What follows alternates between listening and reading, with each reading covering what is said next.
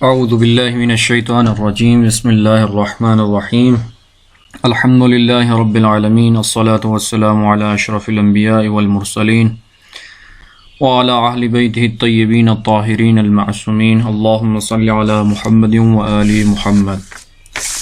امید ہے انشاءاللہ آپ سب دوستان خیر و عافیت سے ہوں گے۔ کتاب شرح میات و عامل کا چوتھا درس آج آپ کی خدمت میں بیان کیا جائے گا۔ کتاب کے ہم حصے میں داخل ہو چکے تھے نوع اول میں، اور ہم نے بیان کیا اب تک 3 درسوں میں کہ کتاب کے مصنف کون ہیں، اور کتاب کا تعارف بھی ہم نے ایک حد تک کیا کہ عوامل معنویہ اور عوامل لفظیہ کو انہوں نے تقسیم کیا ہے۔ اسی طرح سے بعد میں عوامل لفظیہ کو انہوں نے بعد میں تقسیم کیا کہ وہ عوامل لفظیہ قیاسیہ اور لفظیہ میں تقسیم ہوتے ہیں۔ عوامل لفظیہ سماعیہ میں پہلی نوع حروف جر کی بنتی ہے۔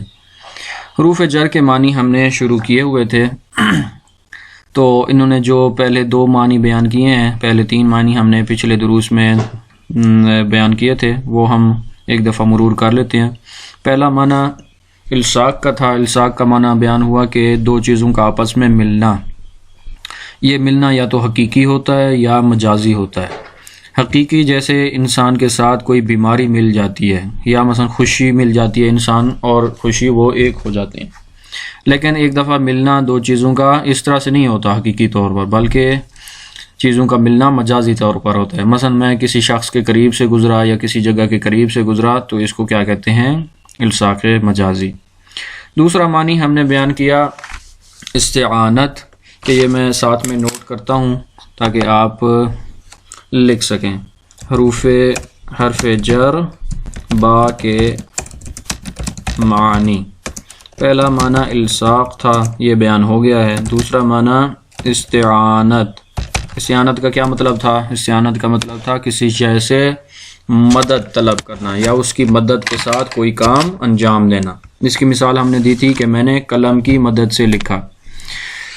تیسرا معنی ہم نے یہاں سے ایک اور شعر سے لیا ہے کہ وہ تعلیل بیان کرتے ہیں۔ اس کے دیگر معنی بھی ہم بیان کریں گے، لیکن فی الحال ہم کتاب کے مطابق چلتے ہیں کہ یہاں پر کون سے معنی بیان ہوئے ہیں۔ اس کے علاوہ دیگر معنی جو دیگر کتابوں میں یا دیگر شروحات میں بیان ہوئے ہیں وہ میں آپ کو آخر میں لکھوا دوں گا، لیکن فعلاً آپ کتاب کے مطابق یہاں پر ابھی ہم آگے بڑھتے ہیں۔ یہاں پر تیسرا معنی انہوں نے جو بیان کیا ہے با کا، وہ کیا ہے؟ مصاحبت ہے۔ مصاحبت کا کیا معنی ہوتا ہے؟ تیسرا معنی مصاحبت۔ مصاحبت کا معنی دیکھتے ہیں پہلے ہم۔ فرماتے ہیں معیت کا معنی دیتا ہے مصاحبت بمعنی مع۔ مع کا کیا معنی ہوتا ہے؟ مع کا معنی ہوتا ہے کسی شے کے ہمراہ ہونا، ہمراہی کا معنی۔ اب جب ہم مثال یہاں پر بیان کریں گے تو آپ پر واضح ہو جائے گا کہ یہاں پر آپ دیکھیں انہوں نے مثال جو دی ہے وہ ہے اشتریت الفرس بسرجہ۔ کہتے ہیں کہ میں نے گھوڑا بیچا اس کی زین سمیت، زین کے ہمراہی میں، یعنی میں نے گھوڑا بھی بیچا اور اس کے ہمراہی میں، اس کی مصاحبت میں زین بھی اس کی بیچ دی۔ مثلا میں اگر کہوں کہ میں بھی گیا اور میرے ساتھ ایک اور شخص بھی گیا، تو یہ ہمراہی کا معنی یا معیت کا معنی یہاں پر ہم با کے ذریعے ادا کریں گے۔ کیا قرآن مجید میں بھی اس کی کوئی مثال ملتی ہے؟ تو یہاں پر میں پہلے بیان کر دیتا ہوں کہ مصاحبت کے معنی معیت کے ہیں یا ہمراہی، ہمراہی کے معنی میں استعمال ہونا، جیسے اشتریت الفرس بسرجہ، میں نے گھوڑے کو بیچا اس کی زین سمیت، یا زین اس کے ہمراہ تھی اور میں نے اس کو بیچ دیا۔ قرآن مجید میں بھی اس کی مثال ملتی ہے کہ با حرف جر مصاحبت کے معنی میں استعمال ہوا ہو۔ جی ہاں، اس کی مثال ہم دیکھتے ہیں قرآن مجید سورہ نصر۔ سورہ نصر میں خداوند متعال سبحانہ و تعالیٰ کا ارشاد فرمانا ہے، آیت نمبر 3 میں ہم دیکھتے ہیں، فرماتے ہیں فَسَبِّحْ بِحَمْدِ رَبِّكَ وَاسْتَغْفِرْهُ۔ یہاں پر کیا فرماتے ہیں؟ اللہ تعالیٰ فرماتے ہیں تو اپنے رب کی ثنا کے ساتھ اس کی تسبیح کر، یعنی صرف تسبیح نہیں کرنی بلکہ اس کی ثنا بھی ساتھ میں کرنی ہے. فسبح بحمدی، حمد بھی اس کی ساتھ بیان کر، تسبیح بیان کر بحمدی، اور اس کی حمد بھی بیان کرو. یعنی حمد اور تسبیح دونوں معیت ہیں، ان کی ہمراہی ہے، ان کی دونوں ساتھ ہیں. تو یہاں پر ہمیں معلوم ہوا کہ قرآن مجید میں بھی با کا، حرف جر با کا معیت میں یا مصاحبت میں معنی ذکر ہوا ہے. فسبح بحمدی ربک، فرماتے ہیں کہ تسبیح اور حمد کو ایک ساتھ بیان کر. صحیح. اگلے معنی کی طرف ہم بڑھتے ہیں. اگلا معنی حرف جر کا انہوں نے مقابلہ بیان کیا ہے. تو فرماتے ہیں بعت ھذا بھذا. مقابلے کا کیا معنی ہوتا ہے؟ فرماتے ہیں کہ اگر آپ کوئی چیز ایک شے کے مقابلے میں، ایک شے کے عوض میں کسی کو دیتے ہیں، مثلا آپ اس سے 10 روپے لے لیتے ہیں اور اس کو مثلا 10 روپے کی کوئی چیز دے دیتے ہیں، تو یہ کیا ہے؟ مقابلہ. کہ میں نے یہ چیز اس کو دی اور اس کے مقابلے میں یہ چیز مثلا اس سے لے لی. بعت ھذا بھذا، میں نے یہ چیز لی یا خریدی، اشتریتو بھی ہو سکتا ہے یا بیتو بھی ہو سکتا ہے، اور اس کے عوض میں میں نے فلاں چیز لے لی یا دے دی اس کو. مقابلہ کا معنی حرف جر کا قرآن مجید میں بھی وارد ہوا ہے، ہم دیکھتے ہیں. لیکن یہاں پر میں اس کو لکھ دیتا ہوں کہ چوتھا معنی کیا ہے؟ مقابلہ. اس کا کیا معنی ہے؟ ایک شے، وہی معنی جو اردو میں ہم استعمال کرتے ہیں کہ آپ ایک شے کے مقابلے میں دوسری شے اس سے لے لیتے ہیں. ایک شے کے مقابلے میں دوسری شے اس سے لے لیتے ہیں. مثلا بعت ھذا بھذا. لیکن یہ انہوں نے کتابی مثال دی ہے، قرآن مجید میں بھی اس کی مثال موجود ہے. قرآن کریم سے اس کی مثال سورہ نحل ہے، آیت نمبر 32. یہاں پر اللہ تعالیٰ کا ارشاد فرمانا ہے. سورہ نحل 16ویں سورت ہے قرآن مجید کی، اور اس کی آیت نمبر 32 میں ارشاد باری تعالی. تو یہاں پر مقابلہ کا معنی ذکر ہوا ہے قرآن مجید میں با حرف جر کے ذریعے. ادخلوا الجنۃ بما کنتم تعملون. فرماتے ہیں جنت میں داخل ہو جاؤ ان اپنے اعمال کی جزا میں، یعنی جو تم نے نیک اعمال انجام دیے تھے اس کے مقابلے میں جنت میں داخل ہو جاؤ. جنت مفت میں یا بغیر کسی زحمت کے نہیں ملنی، بلکہ اللہ تعالیٰ فرمانا ہے کہ تم پر سلام ہو اپنے نیک اعمال کی جزا میں یا اپنے نیک اعمال کے مقابلے میں جو آپ نے انجام دیے اس کی جزا آپ کو یہ ہے کہ آپ جنت میں داخل ہو جائیں. تو فرماتے ہیں کہ با حرف جر کا چوتھا معنی مقابلہ ہے. اس کی مثال آپ قرآن مجید سے بھی لے سکتے ہیں کہ وہاں پر آپ کو مل جائے گا یہ معنی. صحیح ہے. اس کے بعد اگلا معنی، پانچواں معنی جو حرف جر با کا انہوں نے بیان کیا ہے وہ آپ کے سامنے موجود ہے، اور وہ ہے تعدیہ، للتعدیہ. اب دیکھتے ہیں کہ تعدیہ کا کیا معنی ہوتا ہے. دیکھیں ہمارے پاس 2 قسم کے فعل ہیں. یہ میں نکات لکھتا ہوں تاکہ آپ بیان کرتے ہوئے، یاد کرتے ہوئے آپ کے لیے آسانی ہو جائے. متعدی بنانے کے لیے حرف با استعمال ہوتا ہے، اور جب با کا حرف فعل کو متعدی بنانے کے لیے استعمال ہو تو اس فعل لازم کو، میں نیچے اس کو کر دیتا ہوں، متعدی بنا دیتا ہے. اب فعل لازم اور فعل متعدی کیا ہوتے ہیں؟ سب سے پہلے ہمیں یہ پتہ ہونا چاہیے. ایک ہے فعل لازم اور ایک ہوتا ہے فعل متعدی. فعل لازم کون سا فعل ہوتا ہے؟ فعل کا آپ کو معلوم ہے، فعل یعنی کوئی بھی کام انجام دینا، مثلا کرنا، بیٹھنا، اٹھنا، جاگنا، سونا، جانا، آنا، یہ سارے کیا ہیں؟ فعل ہیں۔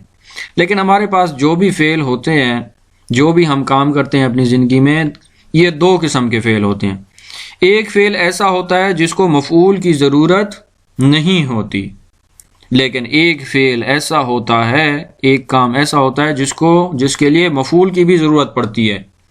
یعنی دو چیزیں ہوتی ہیں فعل میں، ایک ہوتا ہے کام کرنے والا اور ایک ہوتا ہے جس پر وہ کام ہوتا ہے۔ اب بعض فعل ایسے ہیں جن کے لیے صرف کرنے والے کی تو ضرورت ہوتی ہے، جس پر وہ کام ہوتا ہے اس کی وہ طلب ہی نہیں کرتا۔ میں جب مثال دوں گا تو وہ واضح ہو جائے گا۔ دو چیزیں ہوتی ہیں فعل میں، ایک فعل وہ ہے جس میں صرف کرنے والا ہو، فاعل کافی ہے، جس پر وہ کام ہو رہا ہے وہ بے شک نہ ہو، اس فعل میں کوئی بھی فرق نہیں پڑتا۔ لیکن فعل متعدی دوسرا فعل اس طرح کا فعل ہوتا ہے جس میں فاعل بھی ضرورت پڑتا ہے اور مفعول بھی۔ تو کیسے ہمیں پتہ چلے گا؟ کہتے ہیں، میں مثال پہلے یہاں پر ذکر کر دیتا ہوں، یہاں پر پھر میں اس کی تعریف بھی لکھ دوں گا۔ مثلا ذہبا یا مثلا جاء، ان کا کیا مطلب ہے؟ ذہبا کا مطلب ہے وہ گیا، جاء کا مطلب ہے وہ آیا۔ اب جب آپ مثلا آتے ہیں یا جاتے ہیں، آنا اور جانا فعل ہے یا نہیں؟ جی بالکل فعل ہے۔ لیکن جب ہم نے کہا کہ وہ آیا، یا میں کہتا ہوں کہ میں آیا، اب اس میں مفعول کی ضرورت پڑی ہمیں یا نہیں پڑی؟ یہ صرف ایک فاعل تھا اور اس نے ایک فعل کو انجام دے دیا اور بس ختم بات۔ تو کہتے ہیں ہاں، یہاں پر صرف فاعل ہوتا ہے، مفعول کی ضرورت نہیں پڑتی، اور فعل کو فاعل انجام دے دیتا ہے اور بات ختم ہو جاتی ہے۔ جاء ذہبا، ذہبا یعنی وہ گیا۔ اب وہ جب گیا تو ایک فعل ہے جانا، ایک فاعل ہے وہ، اس ایک فاعل شخص نے ایک کام انجام دیا جانے کا اور بات ختم ہو گئی۔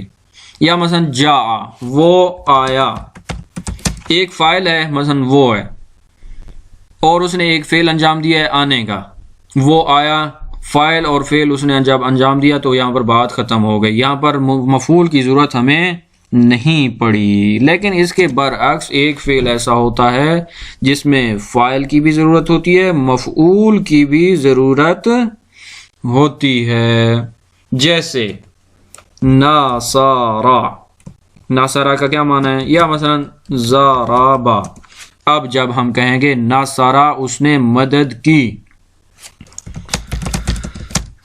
یا اس نے مارا، اب یہاں پر جب ہم کہیں گے کہ اس نے مدد کی، اب یہاں پر ایک فاعل ہے وہ مدد کرنے والا ہے، اور جس نے مدد کی ایک فاعل ہے، اور جس کی مدد کی گئی ہے یہاں پر مفعول کی بھی ضرورت ہمیں پڑ رہی ہے۔ سوال ابھرے گا کہ اس نے جب مدد کی کس کی مدد کی؟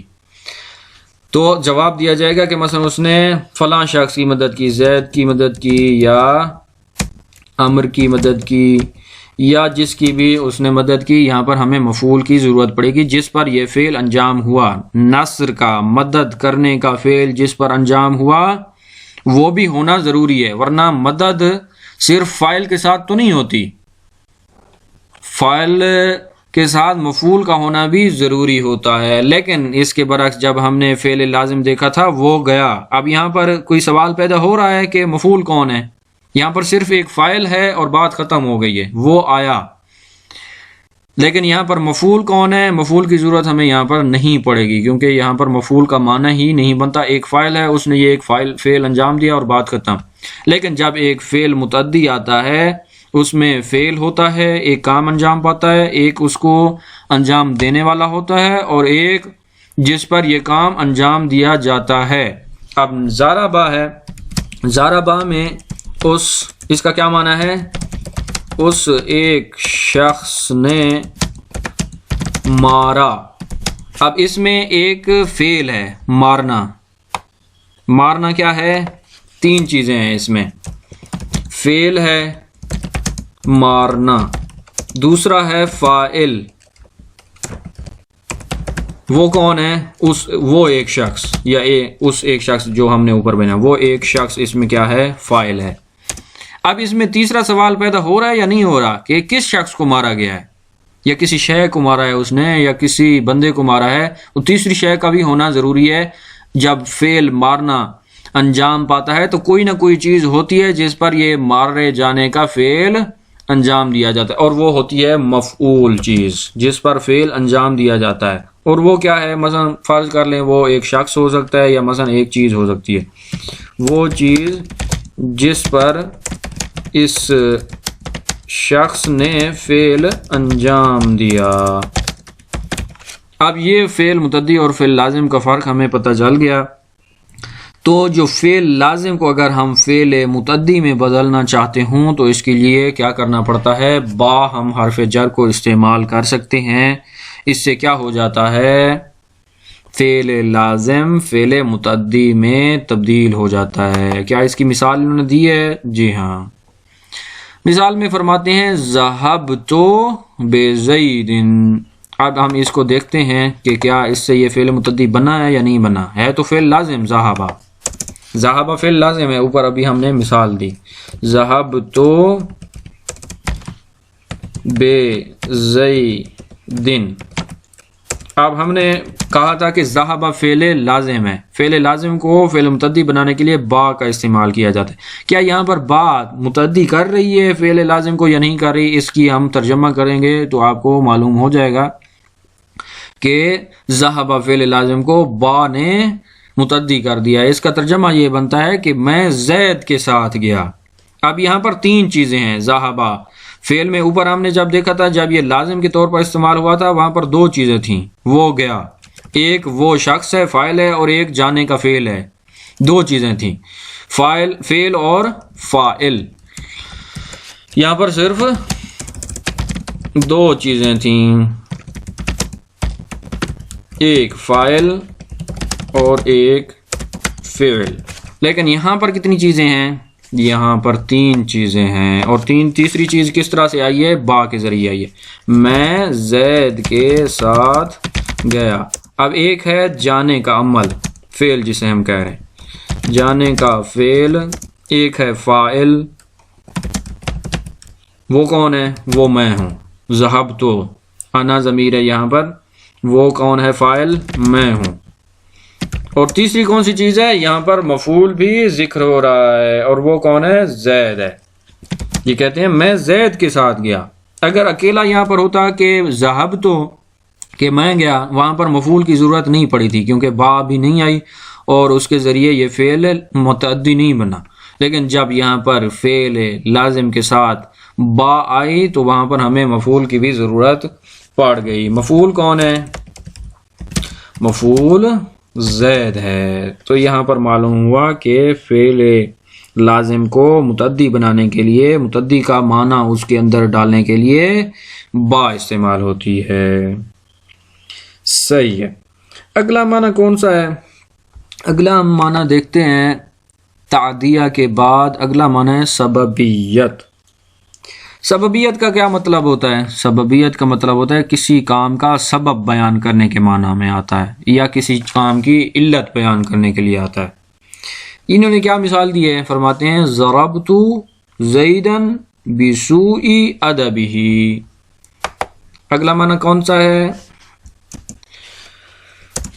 معنی ہم نے اب تک کتنے بیان کر لیے ہیں یہ ہم دیکھ لیتے ہیں۔ چوتھا معنی تھا متعدی، پانچواں معنی تھا، اب یہ چھٹا معنی ہے۔ چھٹا معنی کیا ہے؟ سببیت کے معنی میں۔ اس کا کیا مطلب ہے؟ سببیت یعنی علت بیان کرنا، کسی کام کی وجہ یا اس کا سبب بیان کرنا۔ مثلا میں ایک کام کرتا ہوں، مثلا میں کہتا ہوں کہ میں یہاں سے باہر گیا تاکہ پانی پی سکوں۔ اب میرے باہر جانے کی سبب کیا تھا؟ علت کیا تھا؟ پانی پینا۔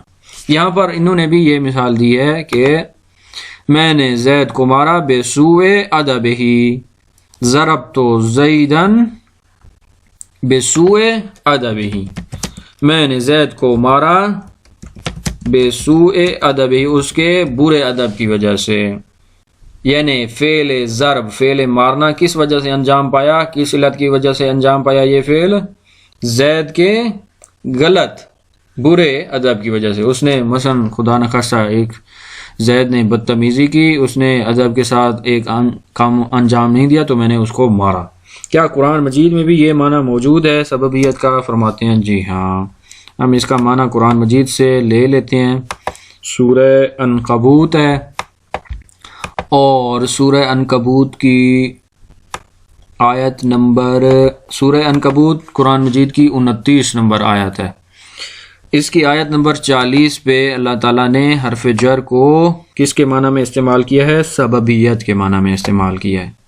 حرف جر سے، حرف جر با سے سببیت کا معنی یہاں سے ہمیں معلوم ہوتا ہے۔ تو یہاں پر کہاں ہے شاہد مثال؟ فَقُلًّا أَخَذْنَا بِذَنبِهِ، کیا مطلب ہے اس کا؟ پس ان سب کو ان کے گناہ کی وجہ سے ہم نے گرفت میں لیا۔ اب یہاں پر وجہ سے، گناہ کی علت سے، گناہ کرنے کے سبب سے ہم نے ان کو گرفت میں لیا۔ یہاں پر بے ذنبہ با کس معنی میں آ رہی ہے؟ سبب کی وجہ سے۔ ہم نے ان کو پکڑا کس سبب کی وجہ سے؟ ان کے گناہوں کی وجہ سے۔ یہاں پر کیا معنی ہو رہا ہے؟ استعمال با کا سببیت، کہ ہم نے ان کو پکڑا، ان کو مثلا جہنم میں ڈالا یا ان کو سزا دی، کس بنا پر، کس سبب کی وجہ سے؟ یہاں پر علت کیا ہے ان کے پکڑنے کی؟ بذنبہ، ان کے گناہ کی وجہ سے ہم نے ان کو پکڑا ہے۔ تو یہاں پر سببیت کا معنی بیان ہوا ہے۔ اگلا معنی ظرفیت ہے۔ ظرفیت کا کیا مطلب ہوتا ہے؟ ظرفیت ہمارے پاس دو قسم کی ہوتی ہے، یا ظرف زمان ہے یا ظرف مکان۔ جب با استعمال ہوتی ہے ظرف کے طور پر، وہ یا تو زمان کو بتا رہی ہوتی ہے کہ اس وقت یا اس ٹائم یا اس دن، یا جگہ کے معنی میں آ رہی ہوتی ہے کہ مثلا فلاں جگہ، مسجد میں، مدرسے میں، یا کسی بھی جگہ کے معنی میں با استعمال ہوتی ہے۔ اس کی مثال انہوں نے کتاب میں جو بیان کی ہے وہ کیا ہے؟ فرماتے ہیں جلستو بالمسجد، میں بیٹھا مسجد میں۔ اب یہاں پر مسجد کے اندر بیٹھنے کی جگہ، مسجد ایک جگہ ہے، ایک ظرف ہے، اس کے اندر بیٹھنے کے معنی کو، اس ظرف کو بیان کرنے کے لیے با استعمال ہوئی ہے۔ جلستو بالمسجد یعنی میں مسجد میں بیٹھا ہوں۔ جہاں پر میں بیٹھا ہوں وہ ظرف کون سا تھا؟ مسجد تھی۔ تو یہاں پر با استعمال ہوئی ہے، ظرف کا معنی دے رہی ہے۔ قرآن مجید میں بھی اس کی آپ کو مل جائے گی شاہد مثال۔ سورہ آل عمران 3 نمبر سورت ہے قرآن مجید کی، اور یہاں پر خداوند متعال کا فرمانا ہے، یہاں پر ظرف مکان بیان ہو رہا ہے۔ ظرفیت سورت نمبر 3 اور آیت نمبر 123۔ جی، سورہ آل عمران 123۔ تو ہم 123 نمبر آیت نکال لیتے ہیں۔ یہاں پر حرف جر با کے ذریعے ظرف کو بیان کیا جا رہا ہے۔ شاہد مثال ہمارا آ گیا ہے، فرماتے ہیں وَلَقَدْ نَصَرَكُمُ اللَّهُ بِبَدْرٍ۔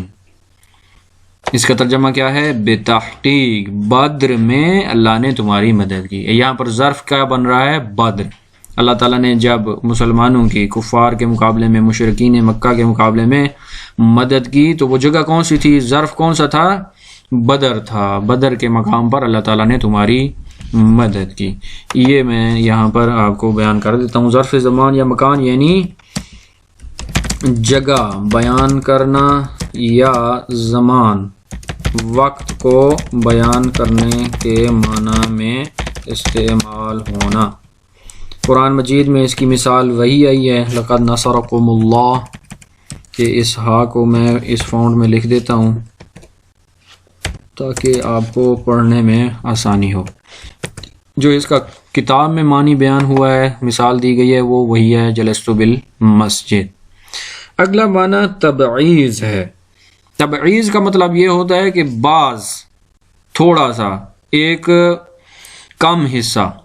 مثلا آپ کہتے ہیں کہ میں نے آپ کے کھانے میں سے کچھ اٹھایا ہے، یا آپ کہتے ہیں میں نے آپ کی چیز میں سے ایک تھوڑا سا حصہ لے لیا ہے۔ اس تھوڑے سے حصے کو بیان کرنے کے لیے، بعض حصے کو بیان کرنے کے لیے با کا استعمال ہوتا ہے۔ انہوں نے قرآن مجید سے ہی مثال لی ہے کہ وَامْسَحُوا بِرُؤُوسِكُمْ کہ رؤوس کا تھوڑا سا حصہ مس کرو، بعض رؤوسکم یعنی سارا راس آپ نے مس نہیں کرنا، بلکہ راس کا ایک تھوڑا سا حصہ، بعض حصہ آپ نے کیا کرنا ہے، مس کرنا ہے۔ ایک اور مثال بھی ہم قرآن مجید سے دیکھ لیتے ہیں، اس سے پہلے میں آپ کو بیان کر دوں، یہاں پر لکھ دوں تاکہ آپ نوٹ کر رہے ہوں تو مشکل نہ ہو آپ کے لیے۔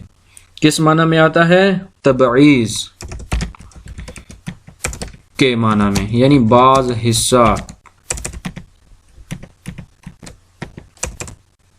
یہ میں فونٹ تبدیل کر لوں کیونکہ یہاں پر ہا صحیح طرح سے یہ نہیں لکھ رہا، تو اس میں آپ کو آسانی ہو جائے گی۔ تبعیض یعنی بعض حصہ، کچھ حصہ، اور ایک چیز ہے آپ کے پاس مکمل طور پر، آپ اس میں سے کچھ حصہ نکال لیتے ہیں، اس بعض حصہ، کچھ حصہ یا اس طرح کے معنی میں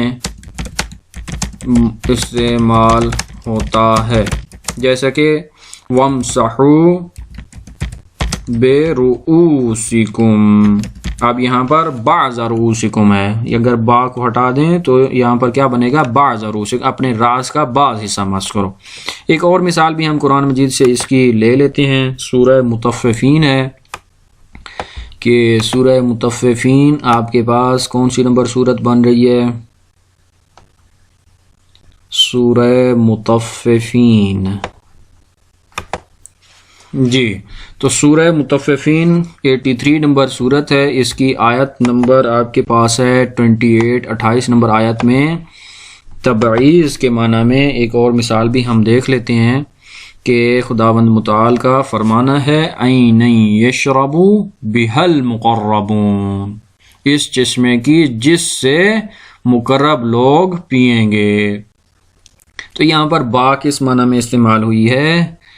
تبعیض کے، بعض مقرب یہاں سے پئیں گے، کہ یہاں پر ہم نے یہ معنی بیان پایا ہے۔ اگلا معنی بیان فرماتے ہیں کہ حرف جر کا اگلا معنی کون سا ہے؟ زائدہ۔ جب حرف جر زائدہ استعمال ہوتے ہیں تو ایک عمومی سوچ جو پائی جاتی ہے کہ زائدہ کا مطلب یہ ہے کہ یہ خواہ مخواہ فضول میں یہاں پر لکھا ہوا ہے، حالانکہ یہ مطلب زائدہ کا نہیں ہوتا۔ لیکن یہ بات درست ہے کہ اگر حرف جر زائدہ ہو، 8واں معنی میں یہاں پر لکھ دیتا ہوں، زائدہ، حرف جر با زائدہ استعمال ہوتا ہے، زائدہ۔ اس کا مطلب یہ ہوتا ہے کہ اگر آپ حرف جر کو جو زائدہ کے طور پر استعمال ہو رہا ہے، اگر آپ اس کو عبارت میں سے ہٹا دیتے ہیں، حذف کر دیتے ہیں، تو خود عبارت کے معنی کو کوئی نقصان نہیں ہوتا، اصل معنی میں، اصل عبارت میں مشکل وجود میں نہیں آتی۔ لیکن یہ پھر کس لیے بیان ہوتا ہے؟ کہتے ہیں کہ بعض اوقات یہ تاکید کے طور پر آتا ہے، کہ معنی کے اندر تاکید پیدا کرنے کے لیے ہم بائے زائدہ کو عبارت میں لے آتے ہیں۔ کہتے ہیں کہ نفی کے بعد میں اکثر طور پر آتا ہے یہ زائدہ، مثلا ما زید بقائم، کہ اگر ہم نے ایک کام کی نفی کرنی ہے تو اس کے بعد ہم کیا لگا دیتے ہیں؟ با زائدہ لگا دیتے ہیں، یا با استفہام کے بعد۔ مثلا اگر ہمارے پاس ہم نے یہ مطلب بیان کرنا ہے کہ زید بالکل بھی نہیں کھڑا، تو زید تو بیٹھا ہے، ہم اس پر تاکید کرنا چاہتے ہیں تو ہم کہیں گے ما زید بقائم، یا مثلا اگر استفہام کرنا ہے اور بہت شدت اور تاکید کے ساتھ اس سے پوچھنا ہے اور اس کو ہم بتانا چاہتے ہیں کہ میں مذاق نہیں کر رہا بلکہ آپ سے سیریس پوچھ رہا ہوں، تو اگر اس طرح کا کوئی مطلب آپ نے پوچھنا ہو تو آپ با زائدہ لگائیں گے۔ مثلا آپ کہیں گے حل زید بقائم، کیا زید کھڑا ہے؟ وسماعا نحو وقفا باللہ شہیدا، کہ یہاں پر بھی با کیا استعمال ہوا ہے؟ زائدہ استعمال ہوا ہے۔ یہاں پر ہم مثال لے لیتے ہیں، یہاں پر ذکر کر دیتے ہیں زائدہ، کہ اس کا مطلب میں آپ کو دوبارہ یہاں پر لکھوا دوں کہ زائدہ جب حرف با استعمال ہوتا ہے تو اس کے حذف سے اصل معنی کو کوئی بھی نقصان نہیں ہوتا۔ تو پھر سوال پیدا ہوگا کہ کیوں آپ نے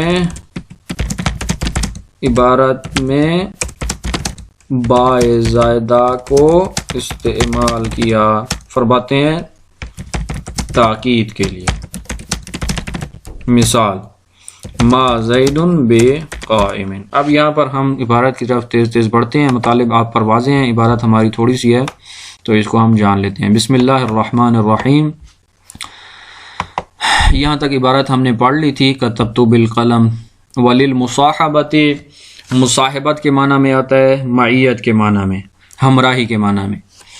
اشتریت الفرس بسرجہ، میں نے گھوڑے کو بیچا اس کی سرج سمیت، اس کی زین سمیت اس کو بیچ دیا۔ وللمقابلۃ، مقابلے کے معنی میں آتا ہے کہ اس چیز کو میں نے فلاں چیز کے بدلے میں بیچا، اس چیز کو میں نے اس شے کے مقابلے میں بیچا یا خریدا، یہاں پر بے تو آیا ہے۔ وللتعدیہ، متعدی بنانے کے لیے، ایک فعل لازم ہے اس کو متعدی کرنے کے لیے با کا استعمال ہوتا ہے۔ ذهبت بزید، میں زید کے ساتھ گیا۔ اگلا معنی ہے سببیت، کسی کام کی علت یا سبب کو بیان کرنے کے لیے آتا ہے، جیسے ضربت زیدا بسوء ادبہ، میں نے زید کو اس کے برے ادب کی وجہ سے مارا۔ ظرف کے معنی میں آتا ہے جلست بالمسجد، میں مسجد میں بیٹھا۔ وللتبعید، تبعیض کا معنی کسی شے کا ایک کم حصہ، بعض حصہ بیان کرنا ہو تو اس کے لیے بھی با استعمال ہوتا ہے، کہ اللہ تعالیٰ کا فرمانا ہے وَامْسَحُوا بِرُؤُوسِكُمْ، اپنے راس کا ایک بعض حصہ آپ نے مس کرنا ہے، مکمل طور پر آپ نے اس کو مس نہیں کرنا کہ آگے پیچھے سے سارا حصہ آپ مس کرنے لگ جائیں۔ وقد یکون زائدہ، کبھی با کیا ہوتا ہے زائدہ ہوتا ہے، قیاساً بعد النفی، کہ نفی کے بعد اس کو قیاس کے طور پر ہم لاتے ہیں، جیسے ما زید بقائم، زید بالکل بھی نہیں کھڑا، یا استفہام کے بعد اس کو لایا جاتا ہے۔ حل زید بقائم وسماعا، کہتے ہیں سماعی طور پر بھی اس کا استعمال وارد ہوا ہے، کہ یہاں پر یہ دو مثالیں قیاسی ہیں۔ قیاسی اور سماعی کا فرق آپ کو معلوم ہونا چاہیے، کہ ہم نے پہلے یا دوسرے درس میں بیان کیا تھا کہ قیاسی جب ہوتا ہے تو اس کا مطلب یہ ہے کہ قاعدہ قانون کے مطابق یہ کام ہوا ہے، لیکن جب ہم کہتے ہیں سماعن تو اس کا مطلب ہے کہ قاعدہ قانون تو نہیں ہے، لیکن عرب میں یہ چیز سنی گئی ہے کہ وہ مثلاً وکفا باللہ شہیدہ، یہاں پر بعض زائدہ ہے اور یہ سماعی طور پر ہم نے یہاں پر استعمال کیا۔ اگلے درس میں ہم انشاءاللہ من کے معنی شروع کریں گے۔ وصلی اللہ علی سیدنا محمد وآلہ۔